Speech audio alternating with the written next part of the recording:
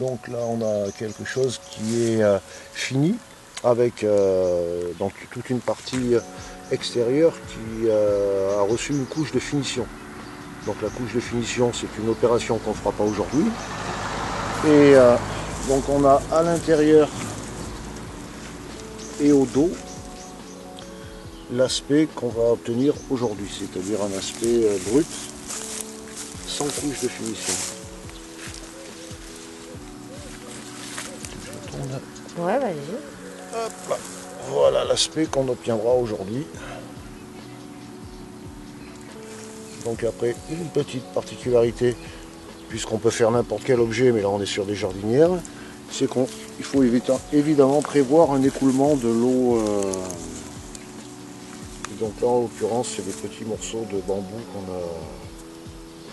qu'on a glissés à l'intérieur. Et puisqu'on est là, ça permet de voir aussi les limites de l'enduit de finition.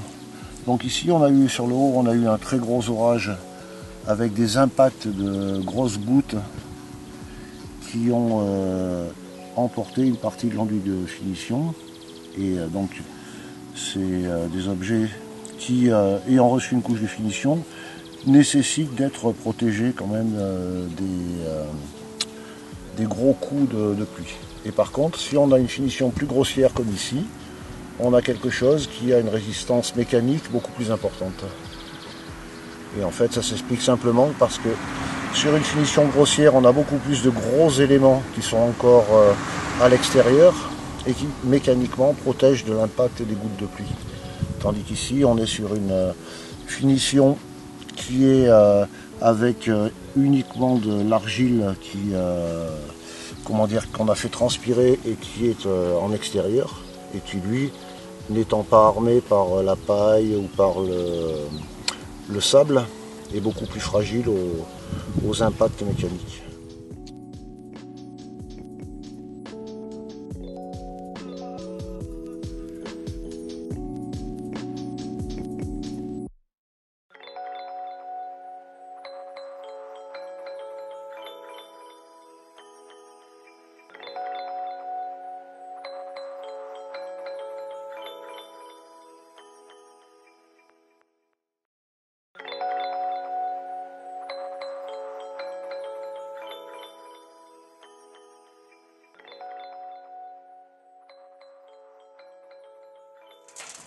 Alors, pour de la barbotine, c'est très simple, c'est de l'argile. Donc là, on l'a un peu tamisé de façon à éviter qu'il y ait des cailloux, des choses comme ça.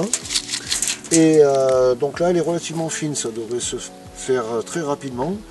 Mais si on a des gros morceaux d'argile, c'est pas gênant. On couvre d'eau et on laisse quelques jours l'argile se mouiller. Et à ce moment-là, le tri se fait naturellement puisque les éléments les plus lourds se retrouvent au fond. Et donc en ramassant au fond, on récupère la majorité des cailloux et des objets indésirables, en sachant que ça se travaille à la main et ça évite de se blesser aussi. Et c'est beaucoup plus agréable d'avoir quelque chose d'homogène et de doux que de travailler avec quelque chose de piquant et d'agressif. Donc une fois qu'on a de l'argile, on y rajoute tout simplement de l'eau. Alors on couvre. Ça glougloute, c'est normal, ce n'est pas une réaction chimique. On est dans un jardin bio. C'est juste que l'argile est en train de s'imbiber d'eau. Et donc après, on va le pastisser pour justement le mélanger. Et on va obtenir une barbotine avec... Pastisser, c'est un mot que je ne connais pas. Oui, qu'est-ce que c'est pastisser? Tu veux dire quand tu dis ça? Enfin, à part le pastis... mélanger. Ah d'accord. C'est pour ça qu'on restait sans rien faire. Bon. Qu'est-ce qu'il dit, monsieur? Pourquoi vous mettez de l'anis dedans? Attends, on va se mettre couper partout. Il est vider. Voilà. Donc vous voyez, oui, déjà, ouais, ça commence. L'argile a tendance à être... il faut que l'argile se mouille. Et donc, soit on laisse le mélange se reposer et puis on le travaille au bout de quelques jours, ou alors là, comme on est sur des quantités faibles, on arrive assez rapidement à faire en sorte que l'eau et l'argile se mélangent. Alors là, on a beaucoup d'eau, mais l'argile, les grains, les petites boulettes d'argile ne sont pas dissoutes. Donc ce qu'on fait, c'est que on mélange. Et cette barbotine ne sera pas utilisable de suite. Parce que, vous voyez, si j'écrase de l'argile, on voit qu'à l'intérieur, l'argile n'est pas mouillée. Et donc, avant que tout l'argile soit bien dilué dans l'eau, ça prend quelque temps. Et c'est pour ça que la barbotine se prépare en général la veille ou l'avant-veille. Et nécessite d'être bien mélangée. Et par contre, ici on a donc là on utilise de l'argile, mais en fait c'est pas de l'argile pure que nous avons, c'est de la terre argileuse, plus ou moins. Là on a de la terre très argileuse, et ce qui fait que très rapidement on obtient une barbotine qui est collante. Et en fait la bonne consistance de la barbotine, c'est un tout petit peu plus épais que ça. Donc la bonne consistance de barbotine, c'est du fromage blanc. Vous voyez. Enfin, en l'occurrence, du fromage ocre. Mais bon, voilà. Et quand on a une barbotine de bonne qualité, quand on y met la main, ça fait un gant. Voilà, ça coule peu, ça adhère à la main. Et ça, c'est une barbotine qui est de bonne qualité. Ce qui veut dire que le mélange eau et argile est homogène. Voilà, ça c'est une dose. Ouais. Je verse là? Ouais, on verse là-dedans. Donc la barbotine, c'est une seule dose? Non, c'est 3 doses. C'est ça. C'est pas au millimètre. Hein. Et le sable, on peut le mettre au milieu. D'accord. Voilà. Et donc la première opération, on mélange le sable et la barbotine. Donc là, on va s'y mettre à deux. Ça va faire un mélange le plus homogène possible. Et en fait, c'est surtout que les éléments ne se mélangent pas tous de la même façon. Oui. Et si on met tout à la fois, on a des zones où il n'y a que du sable, des zones où il n'y a que de l'argile. Alors donc là, pour info, c'est un mélange qu'on peut faire là à la main parce que c'est des toutes petites quantités, c'est qu'une démonstration. Et après, quand on est sur des mélanges plus importants, si c'est des mélanges importants mais à taille humaine, on peut le faire en le foulant au pied, ce qu'on avait fait lors d'une journée où on avait fabriqué un four terre-paille d'ailleurs avec l'association Affaires de Pierre. Et si on est sur de la construction et que là on en a des mètres cubes et des mètres cubes à faire, on utilise un malaxeur qui est un outil professionnel pour arriver à bien mélanger l'ensemble. Donc là voilà, on a un ensemble qui est à peu près homogène. On vérifie bien au fond qu'il ne reste pas des paquets de sable. Voilà. Et donc on va continuer à rajouter nos ingrédients. Donc là maintenant on pourra mettre de la paille par exemple. Alors la paille en premier parce qu'elle est plus grossière. Ouais. Donc pareil, on prend le récipient et alors la quantité de paille c'était 1,5 aussi. Et en fait on met la paille en premier puisque comme elle est plus grossière, ça lui permettra d'absorber l'humidité. Donc on l'intègre, on mélange. Voilà. Alors après pour le confort, quand on est là, si on a des morceaux qui sont piquants ou très grossiers, soit on les casse, soit on les élimine. Et en fait donc la paille c'est la partie qui va armer le mélange pour lui donner un peu plus de résistance avec toutes les fibres qui vont servir un peu comme quand on fait du béton armé, qu'on met de la ferraille à l'intérieur.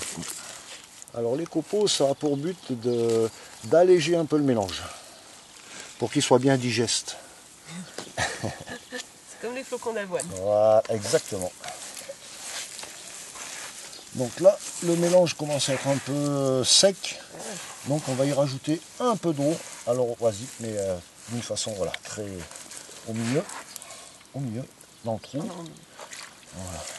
Voilà. Voilà, et là maintenant on peut mettre le foin. Alors là, on a du foin qui est un peu fermenté déjà. Et c'est pas du tout un problème parce qu'en fait, c'est quelque chose que l'on cherche dans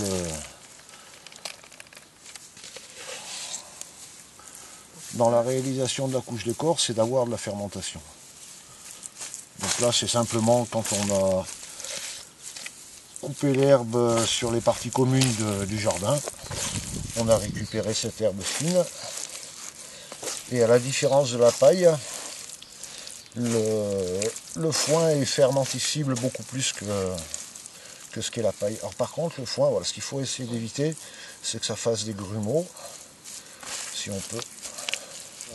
On fait une préparation avec un produit qui fermente facilement. Donc là, en l'occurrence, c'est de la bouse de vache. Mais on peut utiliser du maïs d'ensilage, on peut utiliser du foin, on peut utiliser des graines pour oiseaux, enfin un peu tout ce qu'on veut. Et donc avant l'utilisation, c'est un mélange qu'on laisse fermenter quelques jours. Et donc à partir du moment où le mélange est fermenté, c'est lui qui va ensemencer la couche de corps. Donc on le met dans la couche de corps ici, ce mélange. Et on remalaxe à nouveau de façon à avoir quelque chose qui soit le plus homogène possible. Et donc à partir du moment où on a un mélange qui est homogène, et ben on peut estimer que pour cette partie de l'opération on a assez travaillé. Donc on va laisser reposer le mélange et on va se reposer nous aussi. Donc on laisse ça tout tranquille. Alors l'intérêt, c'est de le couvrir ou de le mettre dans un récipient hermétique et de les laisser fermenter tranquillement. Et en fonction de la température, des conditions hygrométriques, ben, la fermentation, on considérait que c'est de l'ordre de quelques jours à quelques semaines.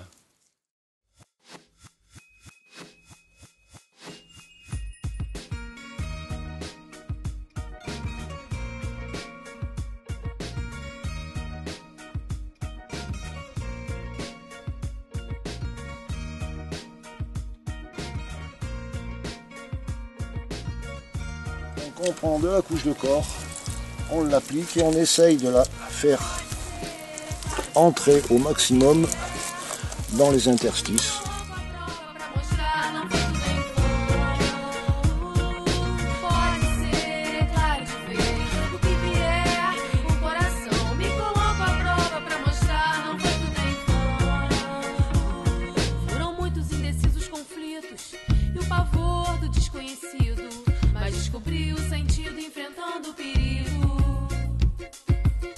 Destemida, sumida, ouço os sinos anunciam.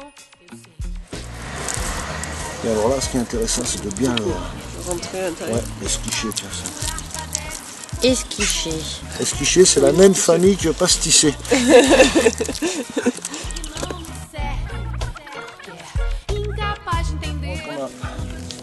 Ça a bien pénétré entre les interstices, donc c'est très bien, ça permet de se dire que le mélange va bien englober la structure et donc permettra d'avoir quelque chose de relativement solide.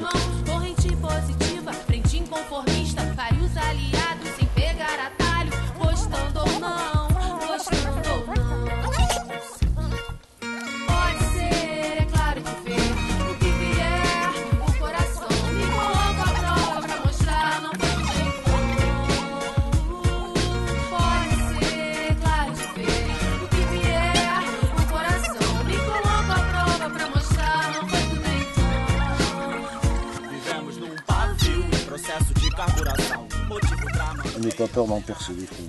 Oh non. Et puis tu as de même bouger pour faire des trous. Là c'est gros. Ouais. Voilà. Des bons interstices en fait. En fait, l'intérêt c'est d'avoir que l'humidité ne stagne pas à l'intérieur. Ce qui est intéressant, c'est de ne pas prendre que de l'argile. Il faut vraiment que la paille, le foin s'incorpore aussi à la structure. Et n'hésite pas à pousser. Oh, là, après tu vois ici, hop. On fait les deux côtés en fait finalement. Voilà, et après on en rajoute par-dessus, de toute façon c'est pas un problème. Et alors quand on est sur la jonction entre deux poignées, là il faut vraiment l'écraser pour que dans la masse, il y ait une cohésion. Ben, si on met une poignée sans les écraser, entre les deux, il n'y a pas de cohésion.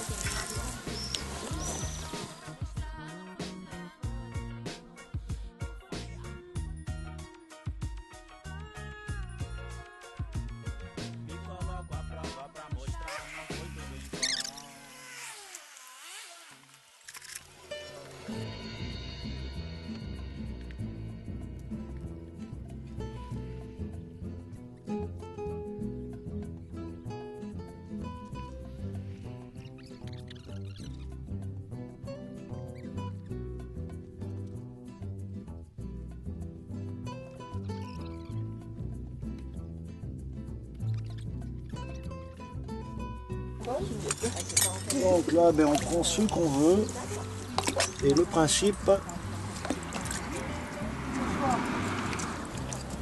c'est de le serrer.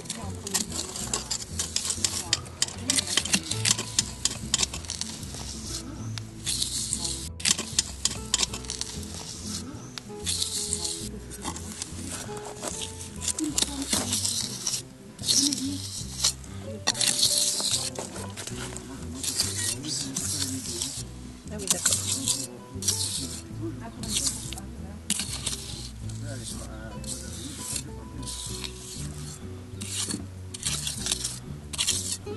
Waouh.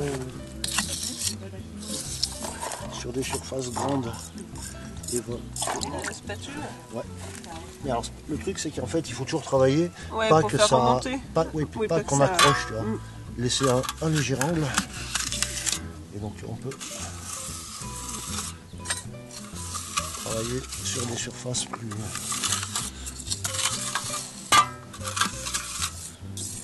Et après, ben, c'est au feeling. On peut utiliser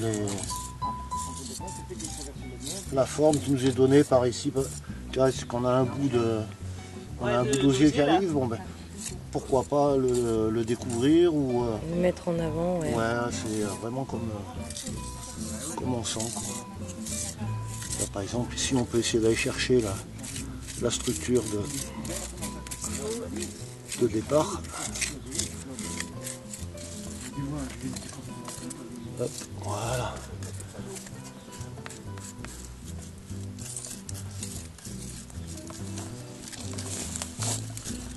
Et on peut s'amuser. Alors par contre, ce qui est intéressant de faire gaffe, c'est de ne pas créer par exemple un truc comme ça là, Oui, ça fait gouttière. Ah oui, voilà, oui. où on a l'eau. Donc veillez à ce que l'eau puisse s'écouler.